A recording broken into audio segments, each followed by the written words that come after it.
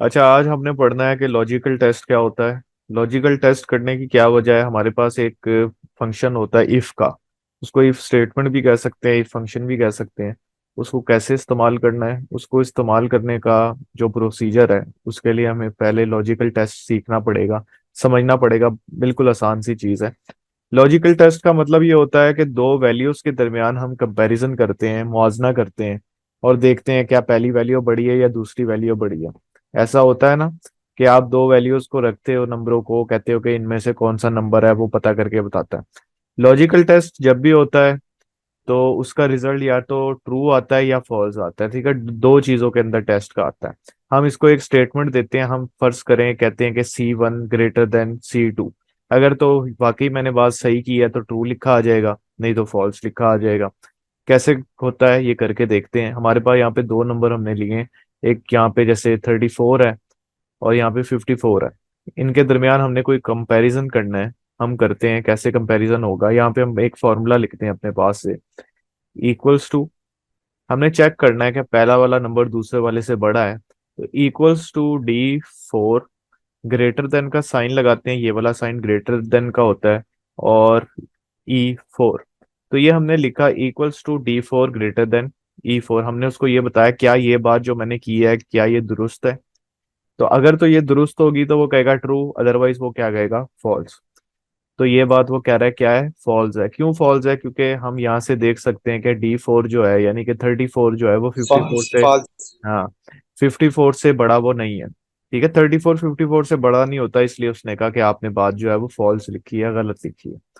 इसी तरह दूसरा लॉजिकल टेस्ट हम देखते हैं, लेस देन वाला। वो कैसे करते हैं? इक्वल्स टू, हम कहते हैं क्या ये जो नंबर लिखा हुआ है D4 में, क्या ये लेस देन है E4 से।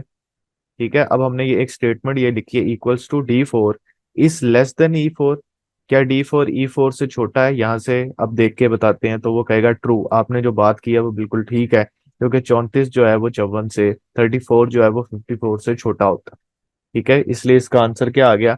इसका आंसर आ गया ट्रू। ठीक हो गया। तो ये दो लॉजिकल टेस्ट हमने करके देखे हैं। एक का रिजल्ट फॉल्स इसको सर आया। फार्मूला कहते हैं, फार्मूला। हाँ जी, इसको फॉर्मूला ही बोलेंगे। ठीक है, मैंने फॉर्मूले का आपको क्या बताया था कि जिसके अंदर मैथ का कोई भी ऑपरेटर आ जाए, plus minus divide multiply, greater than, less than, ठीक है, ग्रेटर देन, इक्वल टू, उस चीज को हम फॉर्मूला बोलते हैं। और फंक्शन होता है जो कि सम, एवरेज, इफ, ठीक है, काउंट, मिन, मैक्स, ये सारे फंक्शंस हैं। और फॉर्मूला जो होता है वो आपको पता है, यहाँ पे सिर्फ मैथ का ऑपरेटर आता है दरमियान में। अब हमने ये देखना है कि दो वैल्यूज जो हैं क्या इक्वल हैं आपस में। एक टेस्ट करते हैं, हम कहते हैं इक्वल्स टू, और उसके बाद लिखते हैं D4 is equal to E4। हमने कहा है क्या D4 E4 के इक्वल है। अब क्या ये दोनों नंबर इक्वल हैं? कोई इक्वल नहीं है, तो ये क्या आंसर दे देगा, फॉल्स। ठीक है, क्योंकि D4 जो है वो E4 के इक्वल नहीं है, 34 54 के इक्वल नहीं होता। अच्छा, अब हम ना इसको दोबारा से मैं लिखता हूं, अब ये दो वैल्यूज को इस्तेमाल करता हूं, नीचे वाली जो है, equals to D5 is equal to E5। अब मैंने उसको कहा है क्या D5 E5 के इक्वल है, तो D5 में क्या लिखा हुआ है, 20, और E5 में क्या लिखा हुआ है, 20। क्या 20 20 के बराबर होता है? तो वो कहेगा बिल्कुल दुरुस्त बात आपने की है, ट्रू है। ठीक हो गया। इसी तरह अब हमने एक चीज देखनी है जो है नॉट इक्वल्स। हम कंपैरिजन करते हैं, क्या दोनों वैल्यू बराबर नहीं है। मैं लिखता हूं equals to D4 is not equals to E4। ये लेस देन का साइन और ग्रेटर देन का साइन जब आप एक साथ लगा देते हो तो इसको कहते हैं बराबर नहीं है, यानी कि नॉट इक्वल्स। मैंने ये स्टेटमेंट लिखी है, क्या D4 E4 के इक्वल नहीं है। क्या 34 54 के इक्वल नहीं है? मैंने कहा 34 54 के इक्वल नहीं है, तो सही बात की है ना मैंने, यानी दोनों इक्वल नहीं है। तो इसका आंसर वो कहेगा ट्रू। ठीक है, तो नॉट इक्वल्स का क्या आंसर आ गया, ट्रू। लेकिन अगर हम ये लिखते, दो वैल्यूज दूसरी देते हैं, equals to D5 is not equals to E5। मैंने उसको कहा 20 20 के बराबर नहीं होता, तो उसने कहा कि आपने जो बात की है वो गलत बात की है, फॉल्स बात की है। उसके बाद हमारे पास लेस देन इक्वल टू और ग्रेटर देन इक्वल टू दो चीजें और आ जाती हैं, उसको भी समझते हैं। इक्वल्स टू, हम कहते हैं D5 is greater than equals to E5। मैंने ग्रेटर देन भी लगा दिया, साथ इक्वल्स टू भी लगा दिया। अब ये दो साइन आ गए हैं, इसका ये मतलब है अगर D5 E5 से बड़ा हो तब भी मैंने बात ठीक की है, अगर दोनों इक्वल्स होंगे तब भी बात मैंने ठीक की है। तो फिलहाल देखते हैं दोनों में से क्या सही है। अब ये दोनों जाहिर बात है 20 20 से बड़ा तो नहीं होता लेकिन उसके बराबर तो होता है, तो ये कह देगा ट्रू, यानी कि दोनों में से एक चीज ट्रू हो जाएगी। ठीक है, तो ट्रू आ जाएगा। दोनों में से एक सही होना लाजमी है तब ट्रू आएगा। अब अगर हम यहाँ पे इसको ये कहते हैं equals to D4 is greater than equals to E4, पहले वो चेक करेगा क्या D4 E4 से बड़ा है। तो क्या 34 54 से बड़ा होता है? नहीं होता, पहली कंडीशन फॉल्स हो जाएगी। फिर वो चेक करेगा क्या दोनों आपस में बराबर हैं। अब ये दोनों बराबर भी नहीं, जब ये दोनों चीजें गलत हो गई तो वो कहेगा हाँ जी ये जो आपने बात की है ये दोनों तरीकों से ही फॉल्स है। अब इसी तरह हमारे पास लेस देन इक्वल्स टू की बात आ गई है। कैसे लिखते हैं? Equals to D4 is less than equals to E4। मैंने उसको कहा D4 लेस देन है या इक्वल है E4 के। तो क्या D4 E4 से छोटा है? छोटा है ना, यानी कि 34 54 से छोटा होता है, तो पहली बात ही दुरुस्त हो गई। तो यहाँ पे आंसर ट्रू आएगा। ठीक है, वो दूसरा चेक ही नहीं करेगा क्योंकि इक्वल्स तो नहीं है लेकिन वो उससे लेस है, तो यहाँ पे क्या आएगा? ट्रू आएगा। अच्छा, इसके बाद अब इफ स्टेटमेंट की तरफ चलते हैं। अच्छा, इसके बाद हमारे पास एक फंक्शन आ गया इफ का, बहुत ज्यादा जरूरी फंक्शन है। इसके थ्रू आप मुख्तलिफ चीजों को पता लगा सकते हो, जैसे कि आप कहते हो कि बच्चे के अगर 50 से ऊपर नंबर है तो लिखा आ जाए पास, और अगर 50 से नीचे नंबर है तो लिखा आ जाए फेल। ठीक है, इस तरह के काम आप इफ स्टेटमेंट में कर सकते हो। आप ये कहते हो कि 85 से जिसके नंबर ऊपर है लिखा आ जाए A+, जिसके 80 से नंबर ऊपर है उसका A लिखा आ जाए, 75 से ऊपर है B आ जाए। इस तरह से आप ग्रेडिंग कैलकुलेटर वगैरह इफ से बना सकते हो। ठीक है, बड़ी जरूरी चीज है, समझते हैं इसको लिखने का तरीका क्या होता है। सबसे पहले जो हर फंक्शन और फॉर्मूला से पहले लिखा जाता है इक्वल्स टू, वो आप लिखते हो।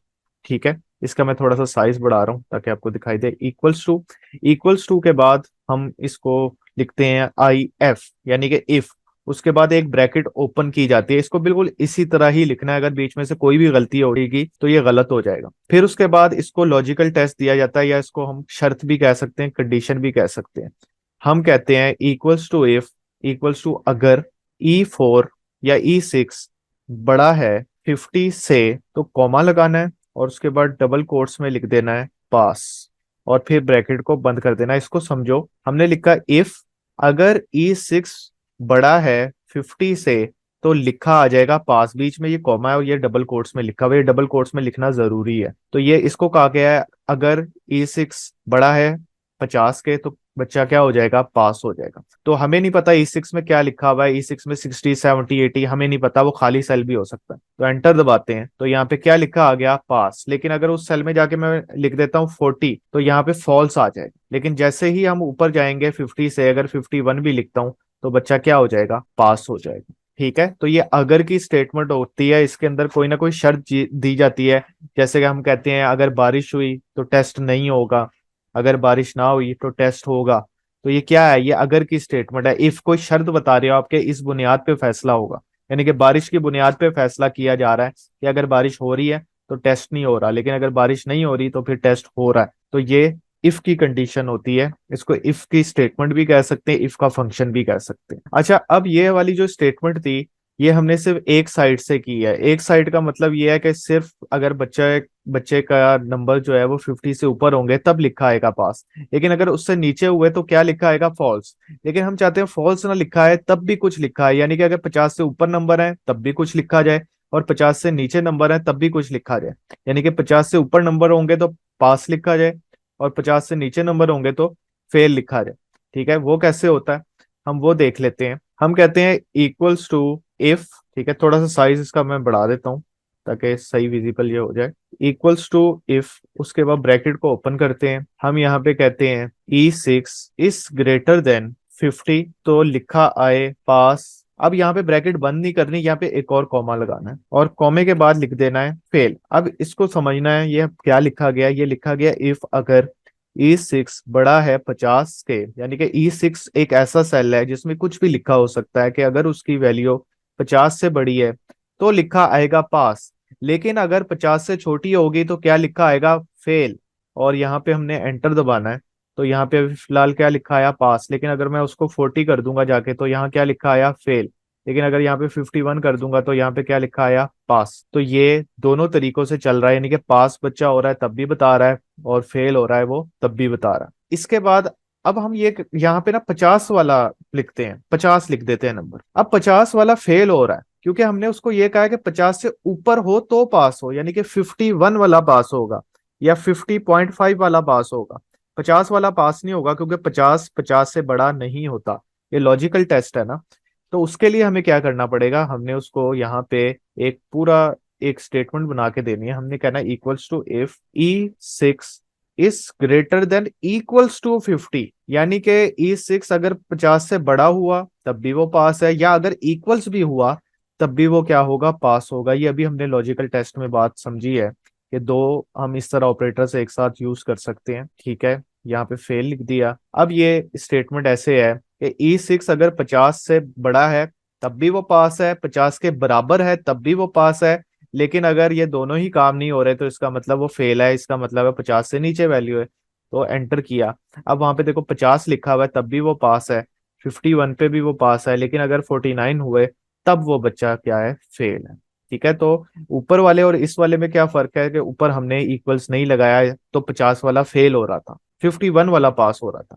लेकिन यहाँ पे हमने कहा 50 वाला भी पास होना चाहिए और 50 से ऊपर वाला भी पास होना चाहिए। अच्छा, ये हमने यहाँ पे दो बातें की हैं। अब दो से ज्यादा बातें भी हो सकती हैं, इससे थोड़ी सी एडवांस शक्ल में आते हैं। उसको नेस्टेड इफ कहते हैं, यानी कि इफ के अंदर एक और इफ के अंदर दूसरी इफ हो सकती है, दूसरी में तीसरी, तीसरी में चौथी। इसकी कोई लिमिट नहीं होती। एक इफ के अंदर ढेर सारी इफ स्टेटमेंट्स भी हो सकती हैं। ठीक है, वो तब होता है जब एक से ज्यादा कंडीशंस हो। जैसे हम मैंने यहाँ पे एक चार्ट बनाया, मैंने ये लिखा है कि अगर बच्चे के मार्क्स 85 से ऊपर होंगे तब A+ लिखा आ जाए, 75 से ऊपर हो तो A लिखा आ जाए, 65 से ऊपर हो तो B आ जाए, 55 से ऊपर हो C आ जाए।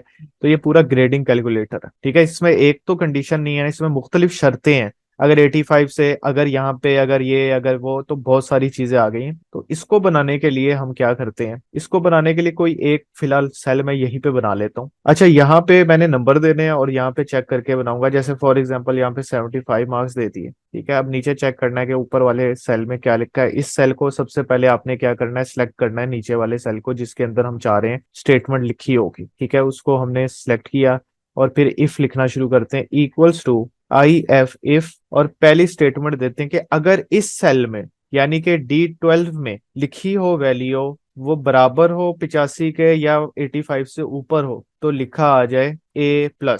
ठीक है, पहली बात हमने ये कर दी कि अगर 85 या 85 से ऊपर नंबर हो बच्चे के तो क्या लिखा आ जाए, A+। फिर उसके बाद एक कॉमा डाला और उसके बाद फिर एक इफ स्टेटमेंट लिखी, फिर एक इफ लिखा, भी ब्रैकेट नहीं बंद की, फिर एक इफ लिखा, फिर ब्रैकेट ओपन की, और फिर हमने कह दिया कि D12 की वैल्यू अगर बड़ी है या बराबर है 75 के तो यहाँ पे क्या लिखा आ जाए, A। ठीक है, दो बातें हमने कर दी। पहली बात, पहली इफ से हमने ये की कि जो D12 है यानी कि उसके अंदर कोई भी, फिलहाल तो 75 मैंने खुद से लिखा है ना, ये खाली सेल भी हो सकता है। आपने इसको नहीं देखना कि इसमें क्या लिखा हुआ है, ये खाली भी हो सकता है, इसमें कुछ भी लिखा हो सकता है। हमने ये कहा कि D12 एक ऐसा सेल है, खाली सेल है, उसकी वैल्यू अगर 85 से ऊपर है या उसके बराबर है तो क्या लिखा आ जाए, A+। फिर फौरन ही कॉमा डाल के हमने फिर एक इफ लिखी।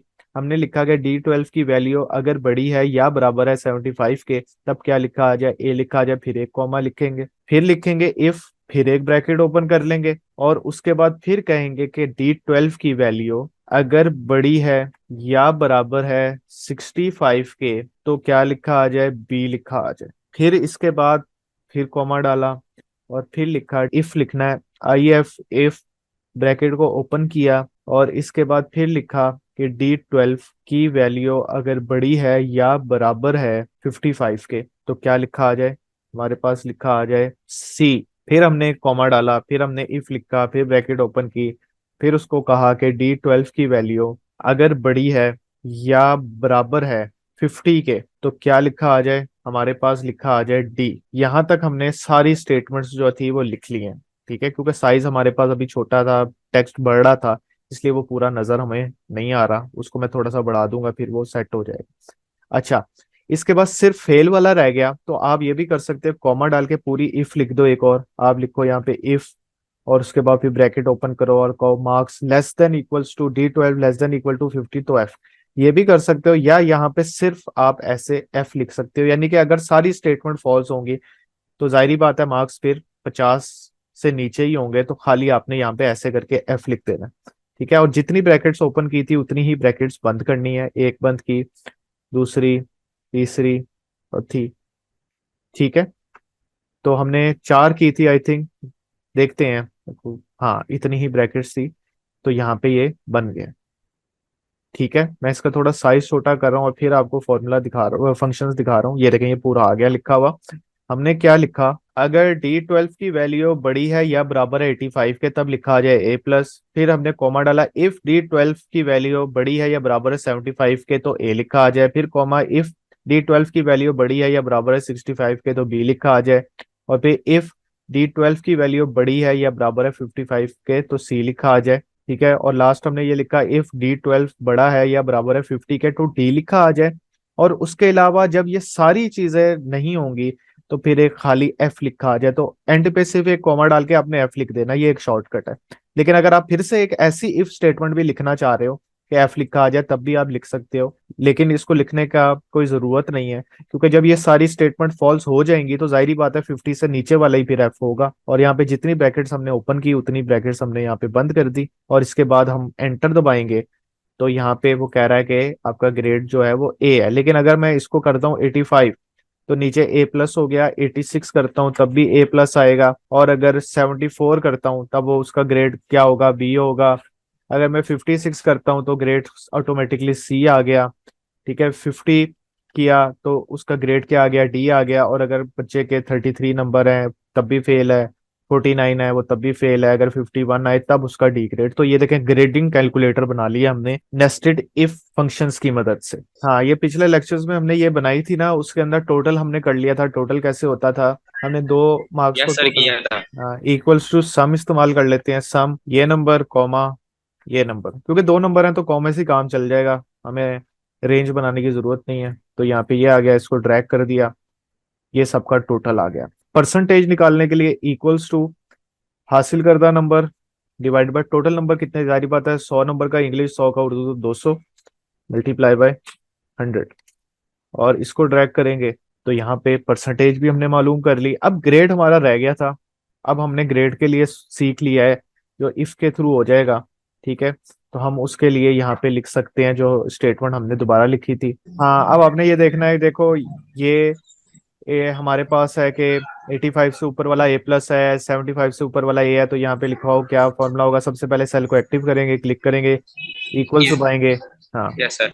इफ, इफ जी बिल्कुल, J20 हाँ जी, J20, J20 बिल्कुल, greater than is equal to 85 बिल्कुल सही, comma comma, inverted comma begins, हाँ, तो हाँ ए बिल्कुल, प्लस आए, A plus A plus inverted comma आएगा, क्लोज कोमा बिल्कुल, कोमा कॉमा, इफ फिर इफ जी बिल्कुल, J20 greater J20, than equal to 75 जी, equals to greater than 75, comma comma, AI ए आ जाए।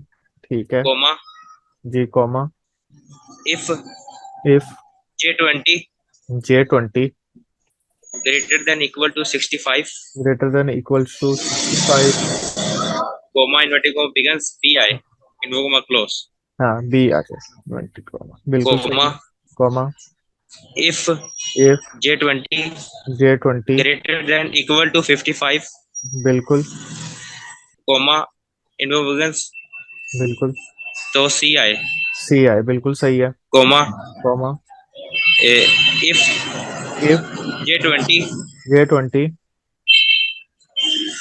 वो नीचे वाला नजर नहीं आ रहा।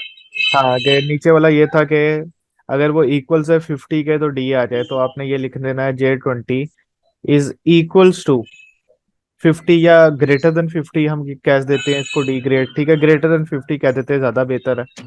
ठीक है, तो हमारे पास डी ग्रेड आना चाहिए उसके बच्चे का। ठीक है, और इससे नीचे वाले फिर सारे फेल।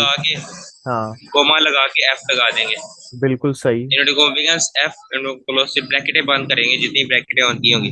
हाँ, तो ये 5 ब्रैकेट्स हमने खोली थी, 5 बंद कर दी, तो यहाँ पे ये ग्रेड आ गए। ठीक है, और यहाँ से ग्रेड को हमने ऐसे ड्रॉप डाउन किया तो ये सारे ग्रेड्स जो थे ऑटोमेटिकली कैलकुलेट हो गए। तो ये हमने अब पूरी एक ग्रेडिंग शीट बना ली है बच्चों की।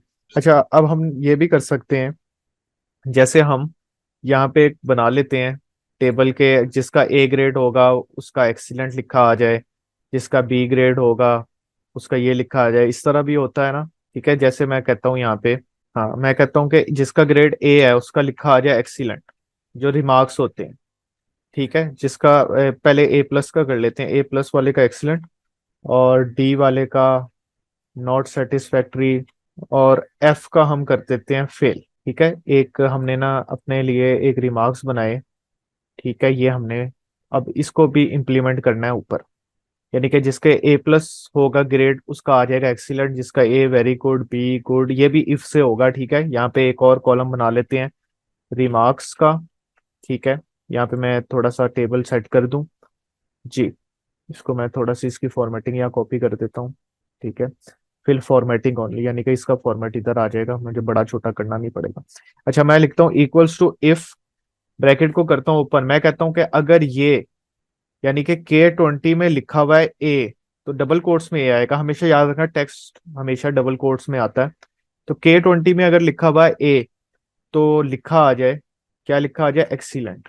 ठीक है, फिर हमने कॉमा लगाया, मैंने लिखा इफ K20 में अगर लिखा हो, सर ए प्लस हो तो फिर एक्सीलेंट आएगा। हाँ ए प्लस हो तो एक्सीलेंट आएगा। ठीक है, K20 में अगर अगर लिखा हो ए, तो क्या लिखा आ जाए, वेरी वेरी, गुड आए। वेरी गुड आ जाए। ठीक है, फिर उसके बाद फिर इफ लिखना है, और लिखना है कि K20 में अगर लिखा हो, इक्वल्स हम डाल रहे हैं। ठीक है, क्योंकि टेक्स्ट तो ग्रेटर देन नहीं आएगा, इक्वल्स यानी कि उसमें ये लिखा हो। अगर K20 में लिखा हो बी, क्योंकि हम ग्रेड वाला चेक कर रहे हैं ना, यहाँ पे A B C he D लिखा होगा। ठीक है, या एफ लिखा होगा इसमें। यस तो सर। हाँ, यस सर। बी वाले के लिए हमने क्या लिखा था, गुड लिखा था खाली। तो क्या लिखा आ जाए, गुड। फिर आपने यहाँ पे लिखना है इफ, और K20 में अगर लिखा हो सी, ठीक है, तो क्या लिखा आ जाए, सेटिस्फैक्ट्री, डबल कोट्स में हर चीज होनी चाहिए। फिर हमने लिखा इफ, और अगर K20 में लिखा हो डी, तो नॉट सेटिस्फैक्ट्री। ठीक है, और अगर इफ में लिखा हो, K20 में लिखा हो हमारे पास एफ, तो क्या लिखा आ जाए, फेल। ठीक है, यहाँ से अब, और बाकी इसके अलावा कुछ, इसके अलावा जारी बात है कुछ और लिखा नहीं होगा, तो बस यहाँ तक ही स्टेटमेंट। ठीक है, उसके बाद ब्रैकेट बंद करते हैं, जितनी खोली है उतनी बंद की। अच्छा, अब ये आपके सामने रिमार्क्स का जो हमने कॉलम बनाया है, उसके अंदर ग्रेड, ग्रेड कौन से हो सकते हैं, ए बी सी डी और एफ।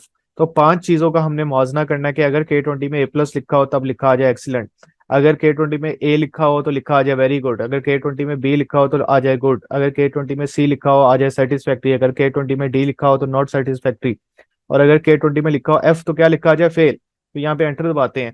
ठीक है, एक ब्रैकेट मेरा ख्याल है कम थी, खैर उसने खुद लगा दी। ठीक है, और यहाँ पे इसको हम ड्रैग करते हैं, तो देखो ए था इसलिए वेरी गुड, यहाँ ए था वेरी गुड, यहाँ सी था तो सेटिस्फैक्ट्री, बी था तो गुड, यहाँ पे ए था तो वेरी गुड, यहाँ पे ए था तो वेरी गुड आ गया। ठीक है, इसके मैं थोड़े से अगर उर्दू के नंबर मैं 30 कर देता हूँ इसके, तो यहाँ पे उसका ग्रेड क्या बन जाएगा, डी। जैसे ही डी ग्रेड बना तो ऑटोमेटिकली क्या हो गया यहाँ पे, नॉट सेटिस्फैक्ट्री। इसके उर्दू के मार्क्स मैं कर देता हूँ 2, तो यहाँ पे ये बच्चा क्या हो गया, फेल हो गया, क्योंकि इसका एफ ग्रेड आ गया। जी इमरान, बात क्लियर है। यस सर क्लियर है। सर इसको नेस्टेड इफ कहते हैं। जी, इसको नेस्टेड इफ कहते हैं।